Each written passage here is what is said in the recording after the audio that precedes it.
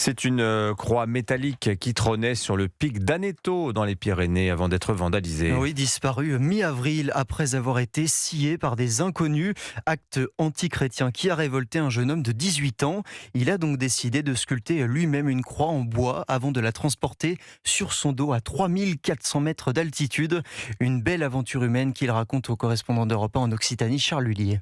On est dans mon garage, l'endroit où la croix elle a été fabriquée. Dans le garage de Maël, il reste encore les 2 tréteaux qui ont servi à sculpter cette croix en bois de 35 kilos. Défi fou débuté en avril dernier. L'ancienne croix qui était sur le pic d'Aneto, on a vu qu'elle avait été vandalisée en fait. Ça m'a beaucoup touché. C'est aussi un symbole religieux. Alors une fois sa croix terminée, il décide de la monter à main nue, à 3400 mètres d'altitude. L'ascension en fait, c'est vrai qu'elle a été très difficile parce qu'il fallait être frais pour partir avec une croix de 35 kilos. Ça a pris 14h40 pour arriver au sommet. Donc après 14h40 d'efforts, je m'agenouille et je pleure. Et même si cette croix trône désormais tout près de l'ancienne, Maël n'est pas rassuré. J'ai une crainte sur le fait que quelqu'un monte et l'enlève. Ils ont réussi à meuler une croix de 100 kilos et de la jeter au bord d'une falaise. Donc je me doute que si quelqu'un a vraiment l'intention de l'enlever, je vais pas pouvoir l'empêcher de là où je suis. On comprend pas vraiment pourquoi on arrache des symboles. Les catholiques sont persécutés. C'est triste à voir. Un message et un périple arrivé jusqu'aux oreilles de l'évêque de son diocèse.